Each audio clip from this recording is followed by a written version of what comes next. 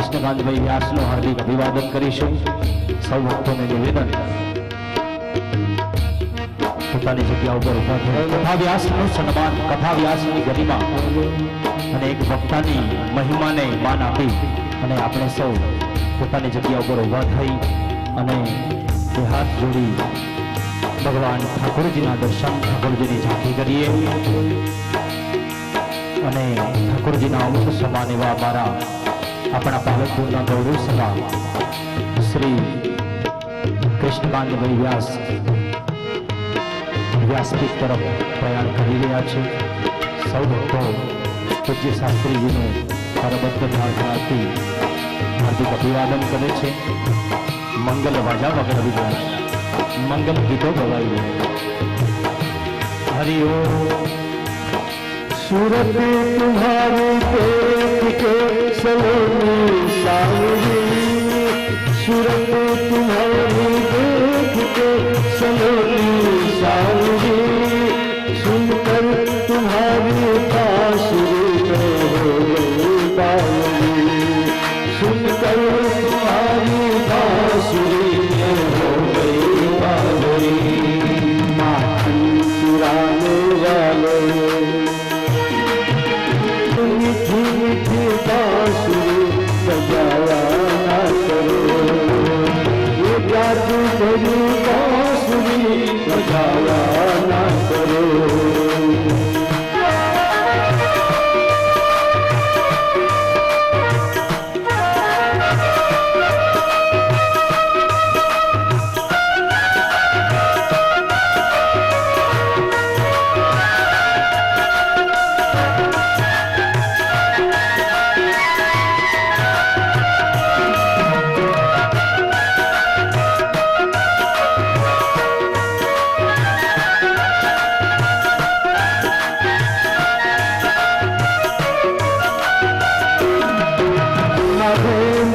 गलमाल cut में काठी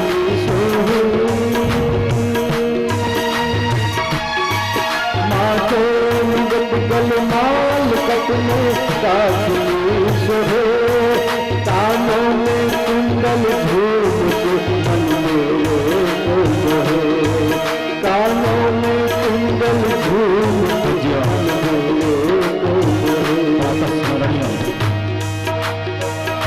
विद्वत वरिष्ठ शास्त्री श्री कृष्णकांतभाई व्यास पीठस्थ विराजमान हो चुक्या है। यजमान परिवार ने निवेदन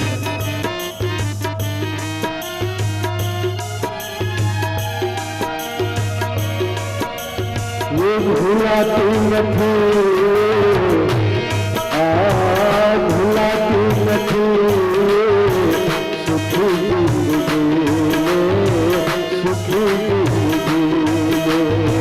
भूलाती नहीं सुखी सुखी हमेशा हथिया दुखी दुखी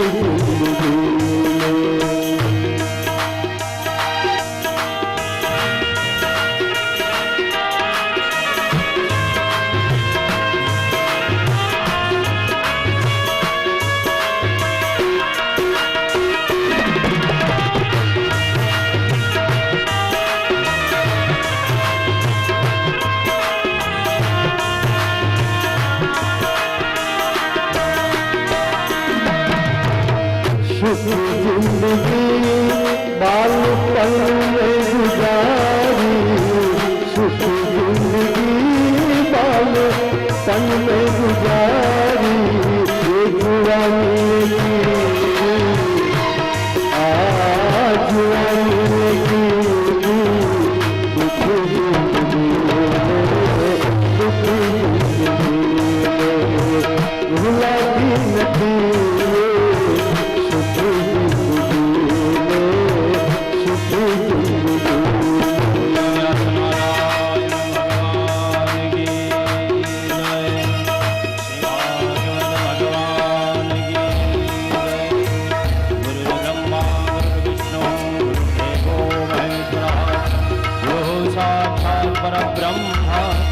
तस्मै श्रीगुरवे नमः। नमोऽस्तु ते व्यासविशालबुद्धे तुल्लारविन्दाय तमत्वनेत्र येन त्वया भारततैलपूर्णः प्रज्वालितो ज्ञानमयप्रदीप। श्री कृष्ण कन्हैया आरती માટે આગળ આવે સાતમા સપ્તતે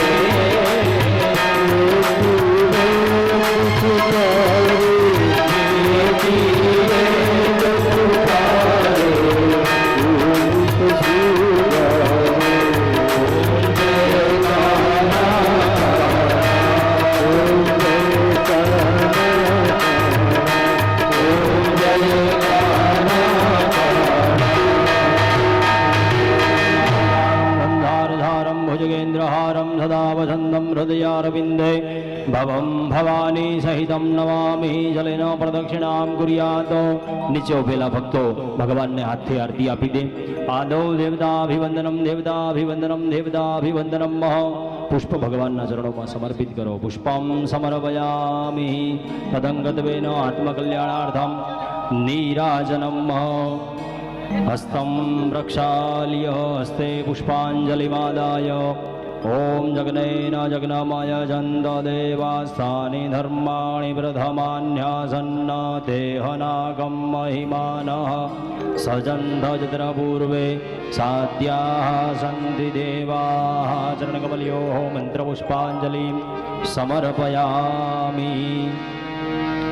ओम प्रार्थयेत एकदन्ताय विद्महे वक्रतुण्डाय धीमहि तन्नो दन्ति प्रचोदयात्।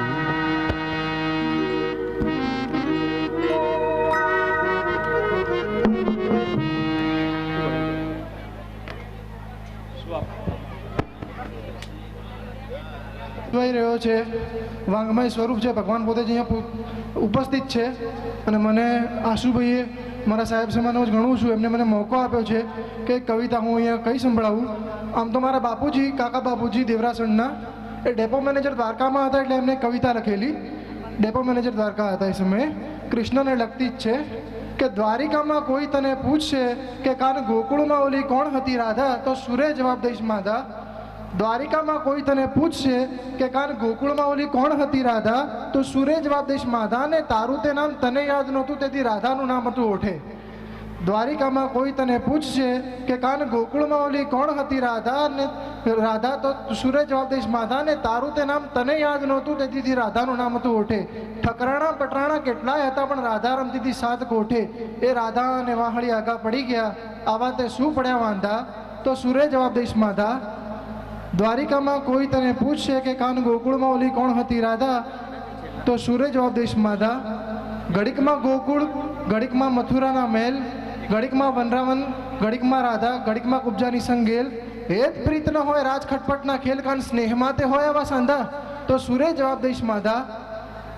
અને પછી કવિએ લખ્યું આગળ જઈને, આ દ્વારિકાધીશના મંદિરે જઈને સત્ય બનેલી ઘટના છે, મારા બાપુજીએ લખેલી છે કે ગોકુળ મથુરા વનરાવન ને દ્વારકા એ તો મારા અંગ પર પહેરવાના વાઘા.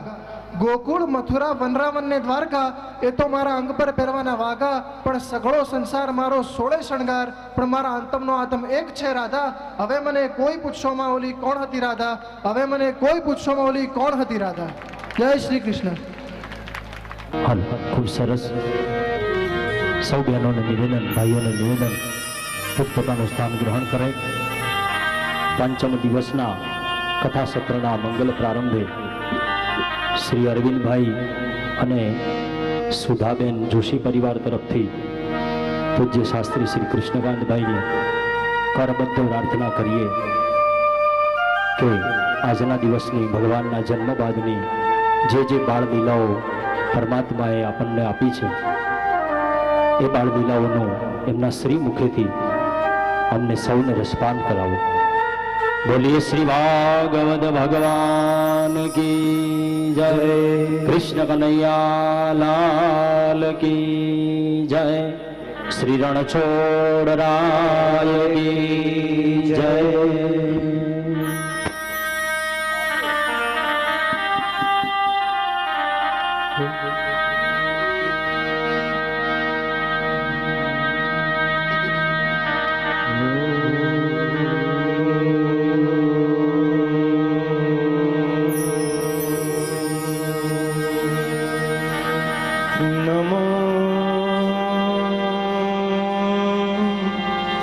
भगवते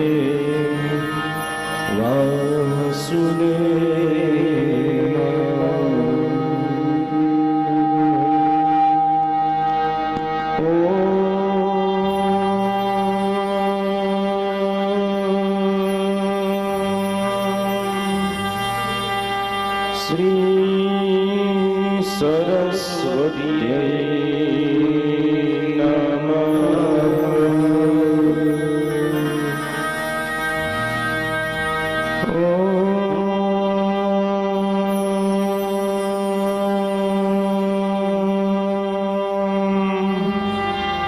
श्री गुरुभ्यो नमः।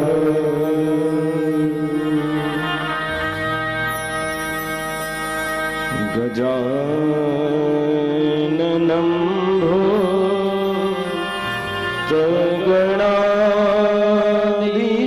भूतगणाधिसेवितम्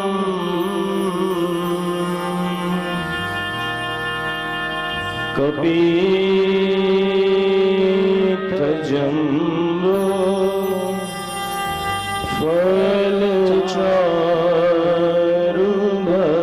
फलचारुभक्षणम्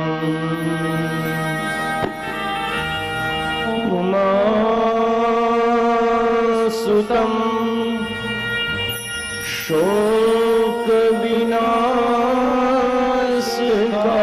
शोकविनाशकारकम्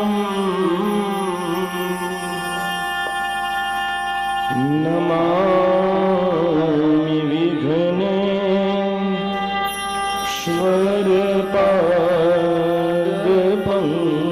विघ्नेश्वरपादपङ्कजम् वंशी विभूषितकरा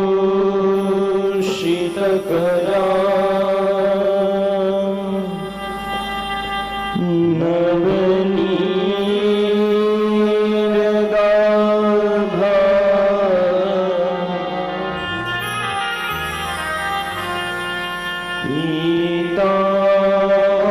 पीताम्बरा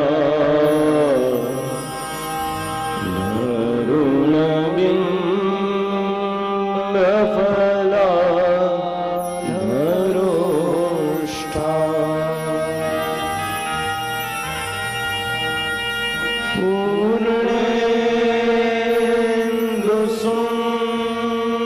पूर्णेन्दुसुन्दरमुखा गरविन्दनेत्रा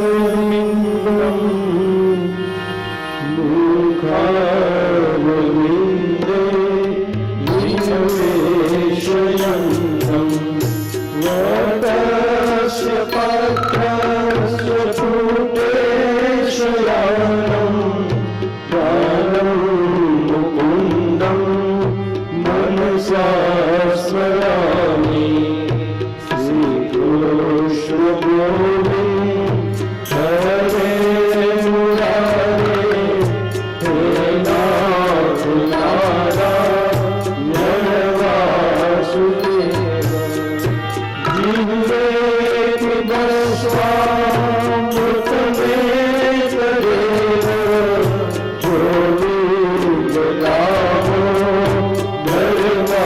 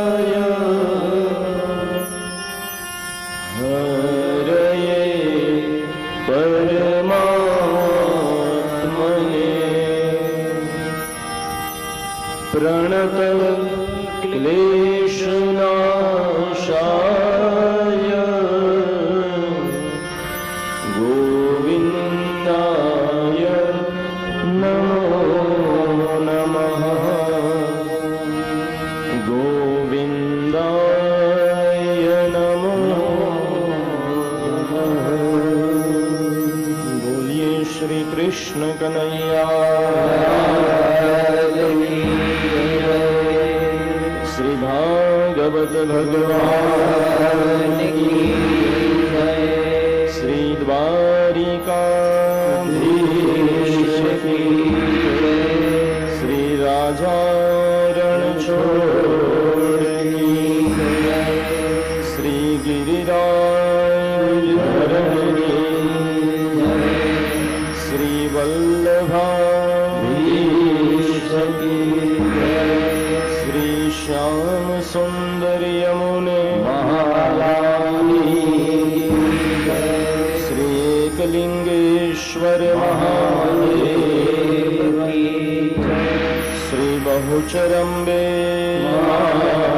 की जय। श्री सुखदेव जी महाराज की जय। सनातन धर्म सद्गुरु देव की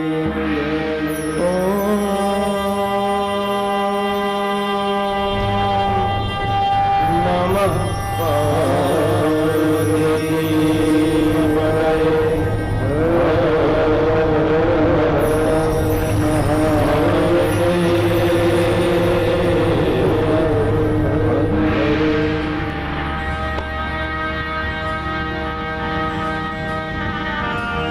निगमकल्पतरुर्गलितं फलम्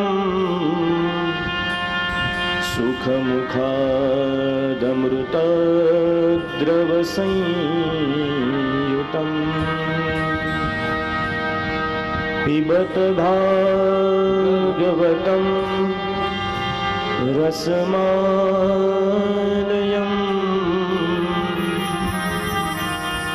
मुहुरहो रसिका भुवि भावुका। मुहुरहो रसिका भुवि भावुका।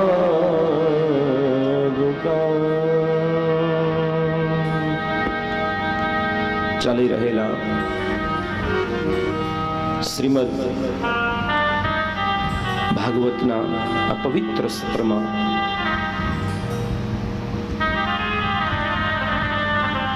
ઉપસ્થિત આપ સર્વે ભક્તો, માતાઓ, વડીલો, દરેકને ખૂબ ભાવહેતથી જય શ્રી કૃષ્ણ.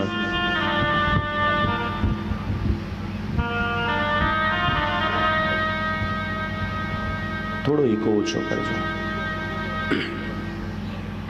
આइए ભાગવતના કથા પ્રવાહમાં મંગલ પ્રવેશ કરીએ. દેવક્યા શયને તસ્ય વસુદેવોથરારિકા प्रतिमंच पदो लोह मास्ते पूर्ववदारुका ततः आरभ्य नन्दस्य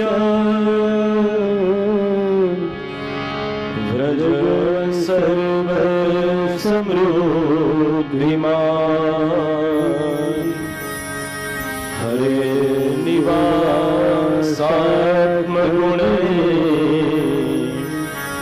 रमा क्रीडं मम नृपः रमा क्रीडन् मम नृपः.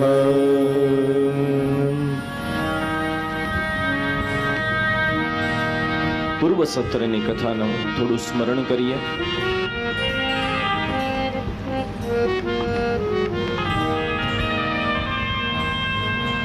ભગવાન ચંદ્રવંશમાં વસુદેવ અને દેવકીજીને નિમિત્ત કરીને પ્રગટ્યા છે.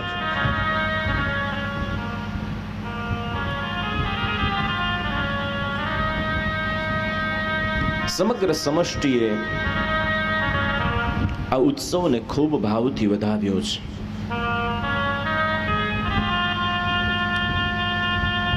આપણે પણ ગઈકાલે ખૂબ ભાવથી એ ઉત્સવમાં જોડાયા અને બધા ભગવાન કૃષ્ણના રંગે રંગાઈ અને નંદ ઘેર આનંદ ભયોના ધૂનમાં નાચ્યા છીએ.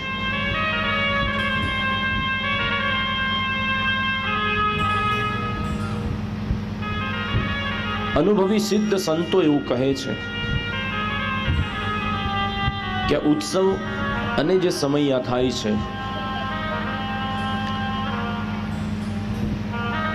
એને કરીને પણ ઈશ્વર માણસને યાદ આવતો હોય છે. કારણ કે નિત્ય આપણે સંસારી કાર્યમાં હોઈએ, વ્યવહારિક કામમાં રત હોઈએ, પણ ક્યારેક યાદ આવે કે ભાગવત કથામાં ગયા હતા અને ચોથે દિવસે કૃષ્ણ જન્મ થયો હતો. આવી સજાવટ હતી, આવો આનંદ હતો. તો એ આનંદ, એ કીર્તન, આપણે કરેલું જે પણ એ બધું યાદ આવે અને એના બાને પણ ઈશ્વર યાદ આવે.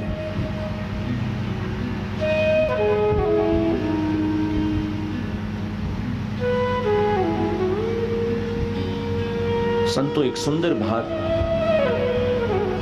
સુભાષિતમાં બતાવે છે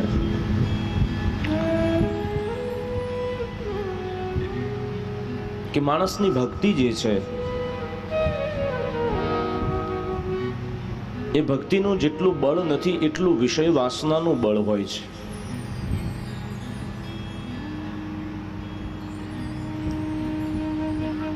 એટલે આપણો ભગવાન પ્રત્યેનો જે ભાવ છે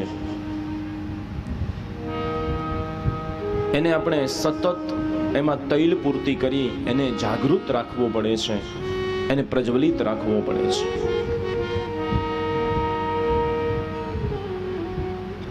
કહ્યું છે કે વન્હિવદ ભગવદ ભાવઃ સત્સંગ વ્યવધાનવત નાશયેત સંસ્મૃતિમ તદ્વત પાત્રે વ્યવહિતમ જલમ. અર્થ બહુ અસરકારક છે, સમજવા જેવો છે કે આપણા જીવનમાં ઉપાસના અને આરાધનાનો ક્રમ હોય છે. આપણે ભક્તિ પૂજા પાઠ કરતા જ હોઈએ છીએ. મંત્ર જાપ, અનુષ્ઠાન, વ્રત, ઉપવાસ આ બધું આપણે કરીએ છીએ.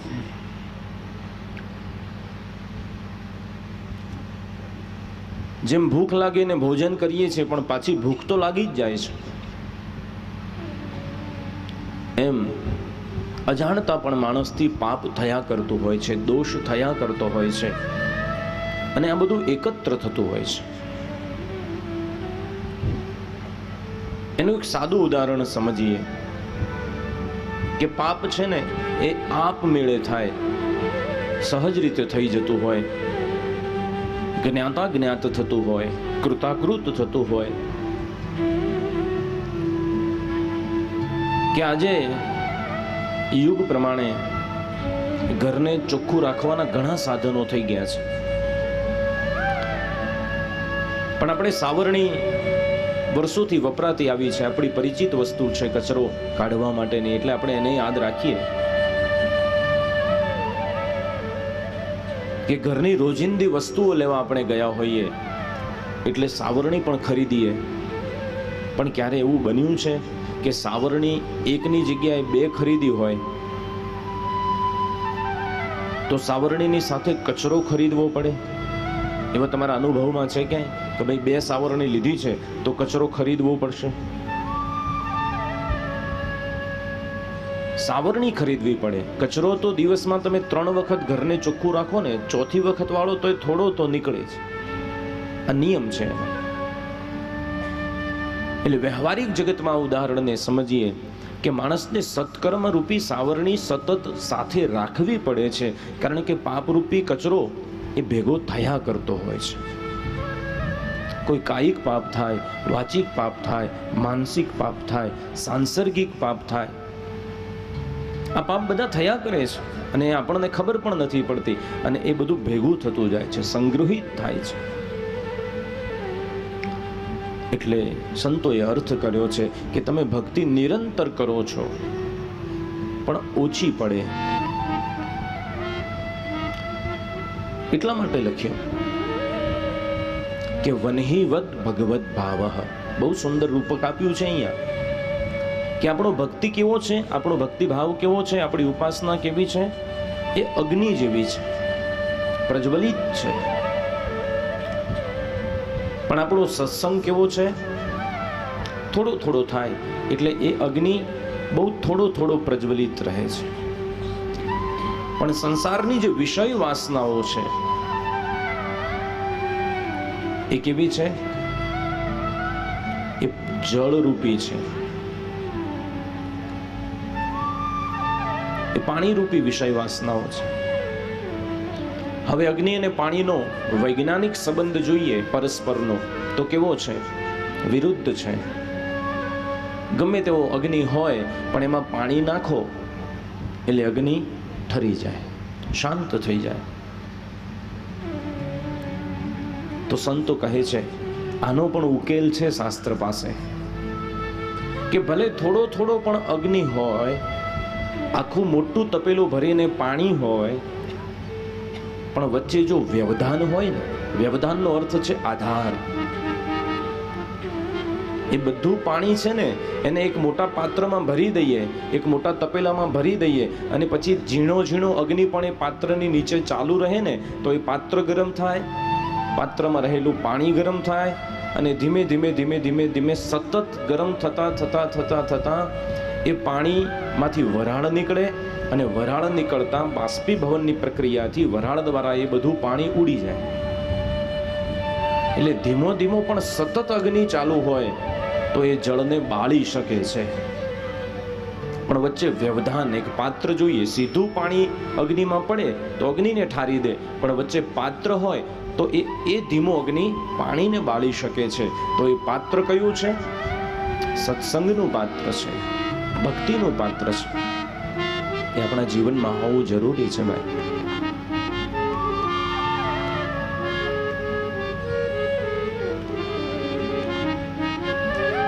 એટલે ગઈકાલના ઉત્સવ, એવા અનેક ઉત્સવો આપણા જીવનમાં આવે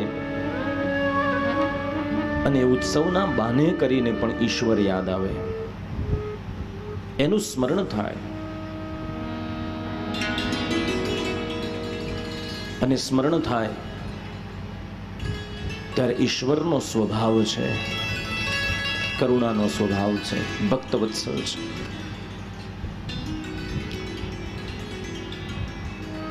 વૃંદાવનની ભૂમિના એક પવિત્ર સંત કરપાત્રીજી મહારાજ, બહુ સિદ્ધ પુરુષ.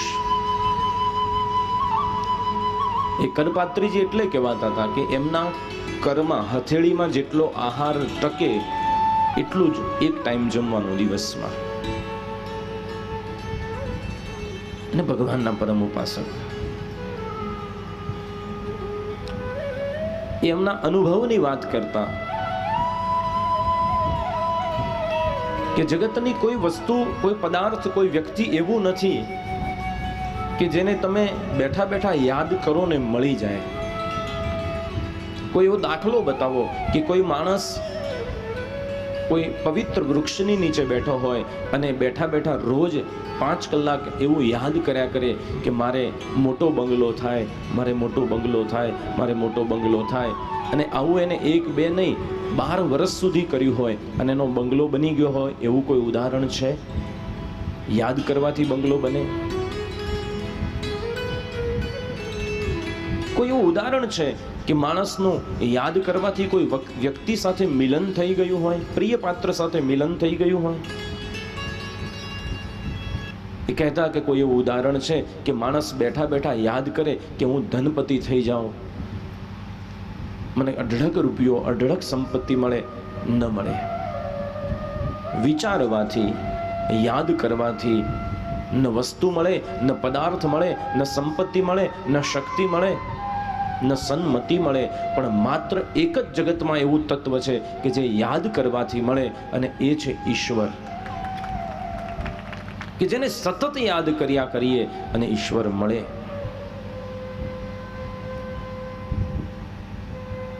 અને એના એક બે નહીં, હજારો પુરાવા છે કે યાદ કરવાથી ઈશ્વર મળ્યો હોય.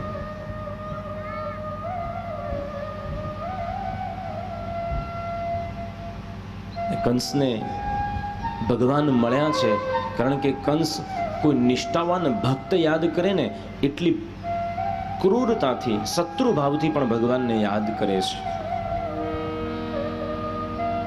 અને એટલા માટે તુલસીદાસજીએ લખ્યું છે કે તુલસી સીતા રામ કો રીજ ભજો યા ખીજ. તુલસી સીતા રામ કો રીજ ભજો યા ખીજ. તમે રીજાઈને ભજો, ખીજાઈને ભજો, એને ઠપકો દઈને ભજો, પણ જો ખેતર મેં બોઈએ ઉલટે સીધે બીજ. ખેડૂત જ્યારે વાવેતર કરે છે ત્યારે જોતો નથી કે ઘઉંનો દાણો સીધો પડે છે કે ઊંધો પડે છે, એને સીધો વાવવો જોઈએ કે ઊંધો વાવવો જોઈએ. એ તો બસ ખેડ્યું છે, વાવી દીધું છે, વિશ્વાસ રાખી અને એને પાણી આપ્યા કરે, એને જળ સિંચ્યા કરે અને એમાંથી ચોક્કસ બીજ ઉગે છે. એ એક બીજમાંથી અનેક ગણા દાણા થાય છે. એટલે ભગવાનનું નામ, ભગવાનની સેવા, ભગવાનની પૂજા, એની આરાધના એ રીજાઈને કરીએ, ખીજાઈને કરીએ, આળસથી કરીએ, પ્રમાદથી કરીએ, પણ કરીએ છીએ એટલે એના ખાતે ચડે છે. કરેલું વ્યર્થ જતું નથી. ના ભુક્તમ ક્ષીયતે કર્મ કલ્પકોટી શતૈરપિ અવશ્યમ એવ ભોક્તવ્યમ કૃતકર્મ શુભાશુભમ. માણસનું કરેલું કર્મ એને ચોક્કસ ભોગવવું પડે છે, એ સારું હોય કે ખોટું હોય. આ તરફ કંસ, એની કથા જોઈએ કે કંસે જ્યારે માયા એને કહીને ગઈ છે કે કિમ ત્વયા હતયા મંદઃ જાતઃ ખલુ તવાંતકૃત. તારો જે મૃત્યુ છે, તારો જે અંતક છે એ તો જન્મી ચૂક્યો છે, તું મને શું મારતો હતો? બીજા દિવસની સવાર થઈ અને કંસ કારાગૃહમાં આવ્યો છે. આવી અને કંસે લખ્યું છે કે મોચયા માસ નિગડા વિશ્રબ્ધ કન્યકા ગિરા દેવકી વસુદેવમ ચ દર્શનાત્મ સૌહૃદમ.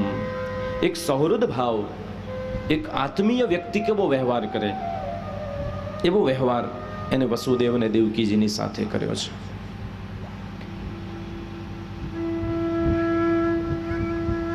માફી માંગી, કહે છે કે બેન મારી ભૂલ થઈ ગઈ,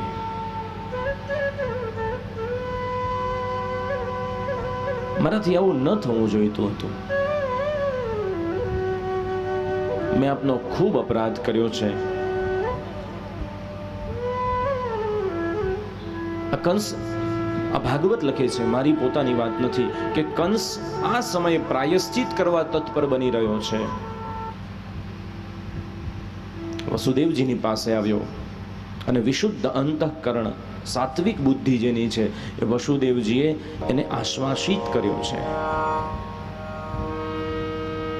કહ્યું છે કે મધુપુરીપતિ કંસ મહારાજ હશે.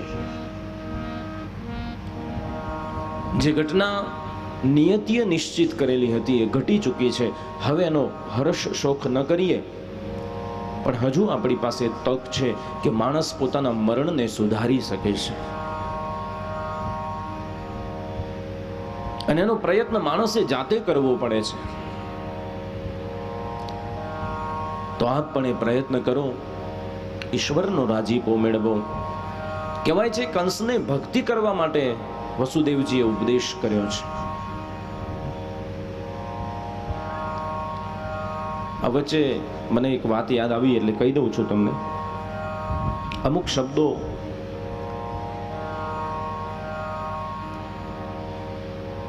વસુદેવ કૃષ્ણના પિતા છે, વાસુદેવ એ કૃષ્ણ પોતે છે. પણ મોટા ભાગે ઘણા એવું કહેતા હોય છે કે વાસુદેવજી આવ્યા, ટોપલામાં કૃષ્ણને લઈને આવે છે, વસુદેવ વાસુદેવને લઈને આવે છે. એટલે જ્યારે પિતાના નામથી પુત્ર ઓળખાય છે ત્યારે એમાં વૃદ્ધિ સંધિનો નિયમ લાગે અને એક આકાર જોડાય.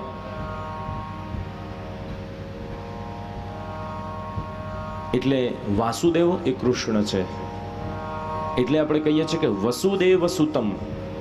વાસુદેવ સુતમ નથી બોલતા, ત્યાં શું બોલીએ છીએ?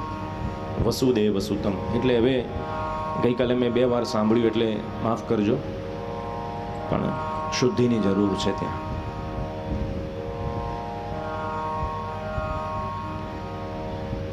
વસુદેવજી કહે છે કે રાજન, મરણ છે ને એને સુધારી શકાય છે.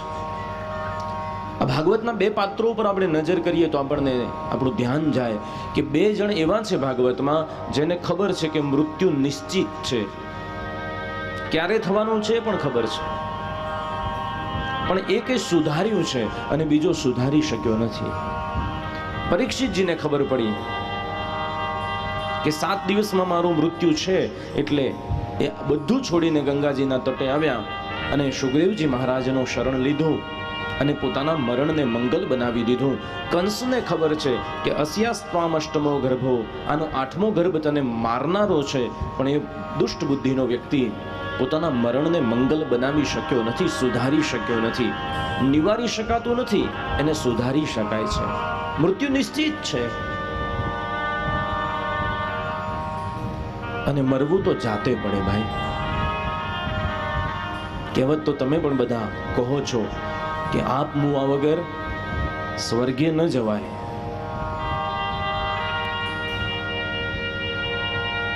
ત્રણ વસ્તુ 3 જગ્યા એવી છે કે એમાં કોઈ આપણા બદલે જાય ને એ ચાલે નહીં.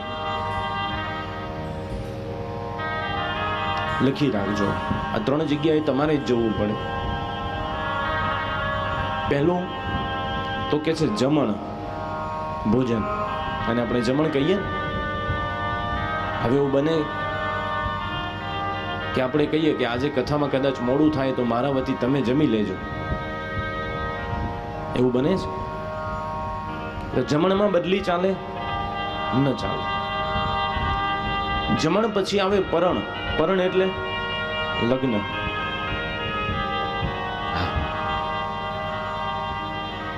કંકોત્રી છપાઈ જાય ને માણિક સ્તંભ રોપાઈ જાય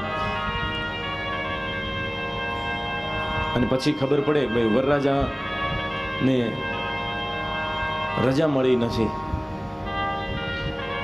અને પછી વરરાજા ટેલિફોન કરે કે મારાથી હવે એવું નથી, મોબાઈલ લઈને જજો અને વિડીયો કોલ કરીશું. ચાલે? ગમે તેટલી ટેકનોલોજી આગળ હોય પણ પરણમાં કોઈને બદલી ચાલે? અને ત્રીજું મરણ, એમાં બદલી ચાલે કે મારી જગ્યાએ તું મરી જા? નથી. ગમે તેટલો વાલો વ્યક્તિ હોય એના વગર ન ચાલતું હોય. ભલે માણસ રડીને એવું કહે કે એમને મૂકીને ગયા, એના કરતા અમે જતા રહે હોત તો સારું, પણ એ 12 દિવસ હોય ભાઈ બધા. 12મા દિવસે તો એ તપાસ કરવામાં આવે કે કોની પાસેથી કેટલા લેવાના બાકી રાખીને ગયા છે, કઈ પોલિસી ક્યારે ઉપાડવાની છે, હે ને? પછી પાછા વ્યવહારિક જગતમાં આવી જઈએ આપણે. એટલે મૃત્યુને મંગલ બનાવી શકાય, વસુદેવજી કહે છે, એને નિવારી શકાતું નથી રાજા.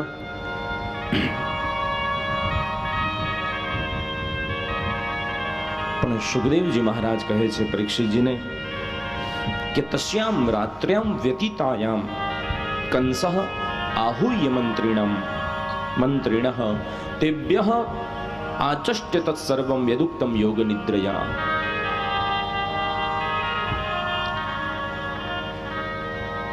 કંસ વસુદેવ દેવકીને મુક્ત કરીને પાછો પોતાના ભવનમાં આવ્યો અને મંત્રીઓને બોલાવ્યા છે.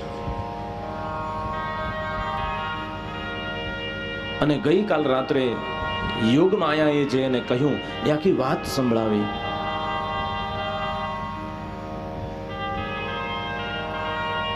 હવે જો વ્યક્તિ સુધરવા માંગતો હોય ને જો સલાહકાર સારો ન હોય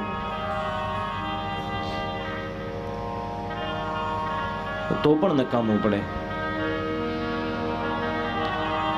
અને ભારતમાં તો એવું છે ને, આવું મેં અનુભવ્યું પણ છે, લોકો કહે પણ છે, બહુ પ્રાચીન સમયથી કહેતા હશે કે ભારતમાં ઘરે ઘરે તત્વચિંતકો છે, બધા ફિલોસોફર્સ. એટલે કંઈ પણ વાત હોય ને તો એમ તરત આવીને કે જો તમે મારું માનો ને તો આમાં આમ કરાય, જો તમે મને પૂછો તો આમ કરાય, મારું માનો તો આમ કરાય. એટલે સલાહકાર પણ સારો મળે ને ઈશ્વરને પ્રાર્થના કરવી.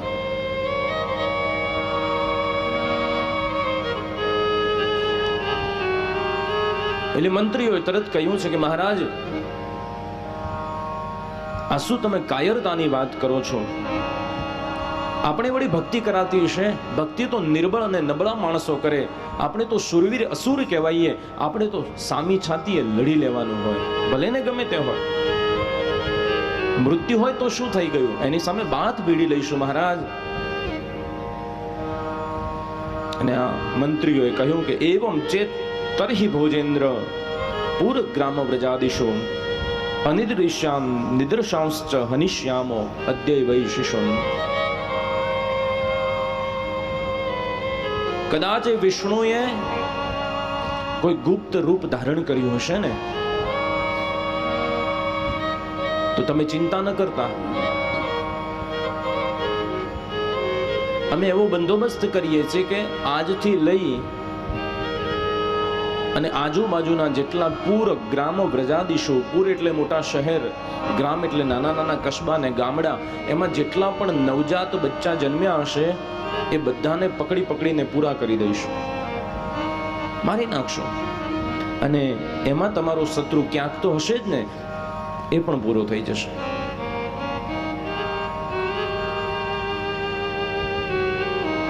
વિષ્ણુના રહેવાના સ્થાન તોડી નાખીશું અમે.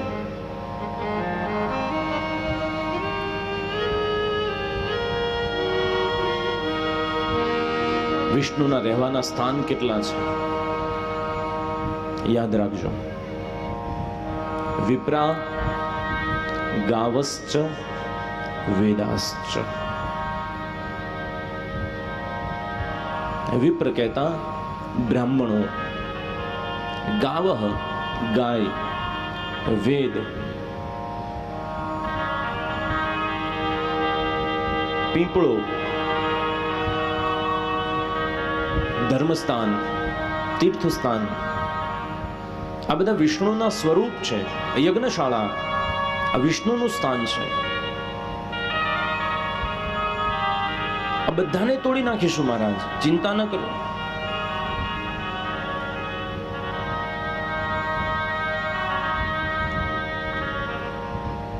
સત્યતા, સંયમતા, મનોનિગ્રહ, શ્રદ્ધા, દયા, તિતિક્ષા, આ બધું જ્યાં જ્યાં પોષણ પામતું હશે મહારાજ, એ બધી જ જગ્યાને અમે તોડી પાડીશું.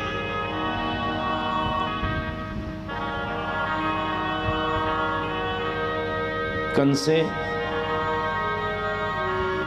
વિષ્ણુના સ્થાન એવા બ્રાહ્મણોને નથી તોડ્યા, પણ બ્રાહ્મણત્વને તોડી નાખ્યું છે. અને આજે એ દુર્દશા ચાલુ છે. માત્ર હું બ્રાહ્મણ છું અને બ્રાહ્મણત્વની વાત કરું છું એ વાત નથી, પણ બ્રાહ્મણ એના માટે, એના વિશે આજે સમાજમાં જે ગેરસમજણ પ્રવર્તી રહી છે એના વિશેની વાત છે. કારણ કે કંસ તો જતો રહ્યો છે, પણ કંસની વૃત્તિ આજે પણ કલિયુગમાં જીવે છે અને વિષ્ણુના સ્થાનનું જે પ્રતીક કહેવાય એવા બ્રાહ્મણત્વને તોડી રહ્યા છે.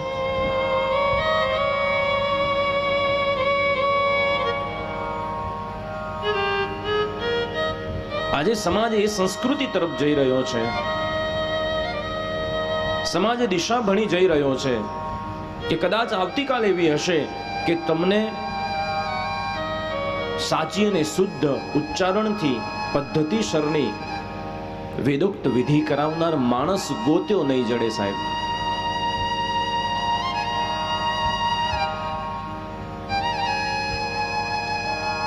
કારણ કે આપણને બીજાના કર્મમાં એ મહત્તા દેખાય છે કે કોઈ આવે છે, એના ઓજાર લઈને આવે, થોડું કામ કરીને જાય, થોડા પૈસા લઈને જાય તો આપણને એમ થાય કે એને મહેનત કરી છે. પણ બ્રાહ્મણ આવે સુંદર મજાના મંત્રોચ્ચાર સાથે પોતાની પવિત્રતાથી સંધ્યા ઉપાસનાથી આશીર્વાદ આપીને જાય તો આપણને એમ થાય કે એને આવીને ક્યાં કઈ મોર મૂક્યા છે, થોડા મંત્રો જ બોલીને ગયા છે.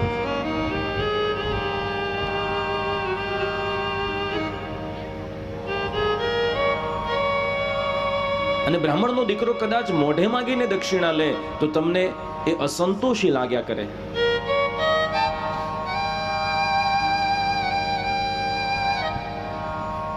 આઠ વર્ષ ભણીને વ્યક્તિ ડોક્ટર થાય અને કહે કે પહેલા 300 રૂપિયા અહીંયા ભરો, પછી નામ લખાશે અને પછી સાહેબ મળશે, તો તમને સહજ લાગે, કારણ કે જીવનના 8 વર્ષ ભણ્યો છે. પણ 9 વર્ષ સુધી વેદ ઉપનિષદનો અભ્યાસ કરી અને કોઈ વ્યક્તિ તમારો માર્ગદર્શક બને તો એને તમને 50 થી વધારે આપવાની ઈચ્છા ન થાય, કારણ કે એના શાસ્ત્રનું, એની પદ્ધતિનું તમે અવમૂલ્યન કરતા શીખી ગયા છો, પરંપરાથી શીખ્યા છો.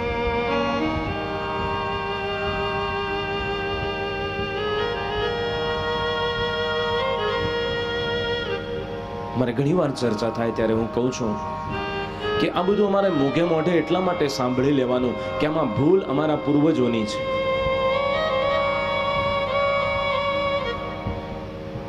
કે જ્યારે આ આર્યાવર્ત ઉપર મુગલોએ હુમલા કર્યા, 20 મણ જનોય તોલાણી મોઢામાં થોકીને અમને અબડાવવામાં આવ્યા, ત્યારે અમે મારા માથાની શિખાઓ વાઢી નાખી, પણ અંદર ને અંદર આ સંસ્કૃતિને જીવતી રાખવા માટે થઈ એક બળી ગયેલા ગ્રંથોની સંસ્કૃતિને દરેક પિતાએ વારસામાં અંદર ખાને પોતાના દીકરાઓને વેદ ભણાવી અને એ સંસ્કૃતિને જીવતી રાખી, એનું આ પરિણામ છે આજે.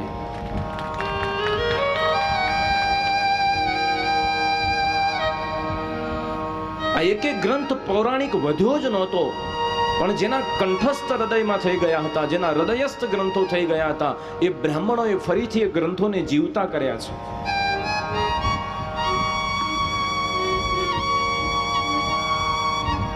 અને જ્યારે બ્રાહ્મણત્વની વાત થઈ ત્યારે મેં કહ્યું હતું કે અમે એ કરીએ છીએ સાહેબ કે જ્યારે તમે માના ગર્ભમાં હોવ છો ત્યાંથી લઈને અમારી જરૂર ઊભી થાય, દરેક સંસ્કારમાં અમારી જરૂર પડે, અને જ્યારે મરી જાઓ ને એના પછી તમારા પુત્ર પૂછવા આવે કે ગયા કે હજુ બેસવા માંગે છે, ત્યાં સુધી અમારી જરૂર છે.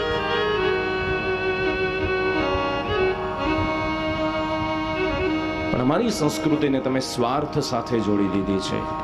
વાંક આ સમાજનો નથી, આ કંસ વૃત્તિનો વાંક છે. અને માટે આજે કોઈ બ્રાહ્મણ પોતાના દીકરાને પાઠશાળામાં મૂકવા રાજી નથી.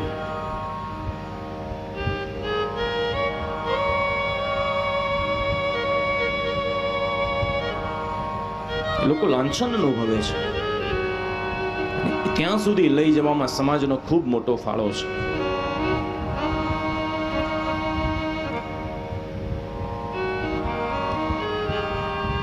બ્રાહ્મણ વૃત્તિ શું કરે છે? શાસ્ત્ર પરિવારને સમજાવે છે. આજે તમારે બ્રાહ્મણને પૂછવું પડે કે અમે પિતૃયજ્ઞ કરવા જઈ રહ્યા છીએ, નારાયણ બલિ કરવા જઈ રહ્યા છે, તો એમાં શું જોઈશે? તો બ્રાહ્મણ પહેલું કહે છે કે પરિવારમાં જેટલા સદસ્યો છે એ બધા ભેગા થવું પડશે.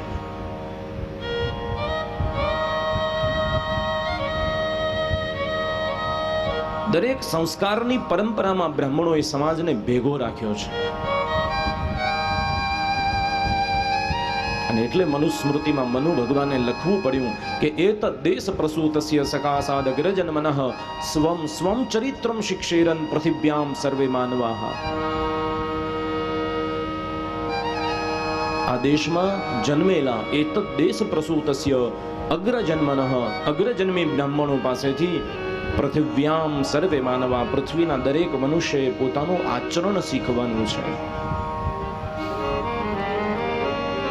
અને બ્રહ્મ સમાજને પણ મારી વિનંતી છે કે એમને પણ પોતાનું બ્રહ્મ તેજ જાળવવા માટે થઈ નિત્ય સંધ્યા ઉપાસના કરવી જોઈએ. જીવનમાં પવિત્રતા હોવી જોઈએ, જીવનમાં નિર્વ્યસનીપણું હોવું જોઈએ, જીવનમાં સંતોષનું ઘરેણું હોવું જોઈએ. કારણ કે સમાજને સાચા રસ્તે લઈ જવાની જવાબદારી આપણા ખભા ઉપર છે. બંને પક્ષે એટલી જ જાગૃતતા જરૂરી છે, સમાજની પણ અને બ્રાહ્મણોની પણ.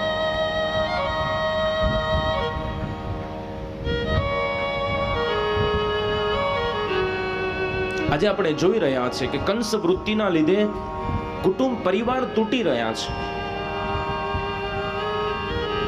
કોઈ માન મર્યાદા રહી નથી. કારણ કે વેદનો નાશ થાય, વેદના જ્ઞાનનો નાશ થાય એટલે સંસ્કારોનું સિંચન ક્યાંથી થાય? શાસ્ત્રોનું શ્રવણ કરે તો સમજાય કે સવારમાં ઉઠીને રામ સૌ પ્રથમ પોતાના માતા પિતાના ચરણ સ્પર્શ કરે છે.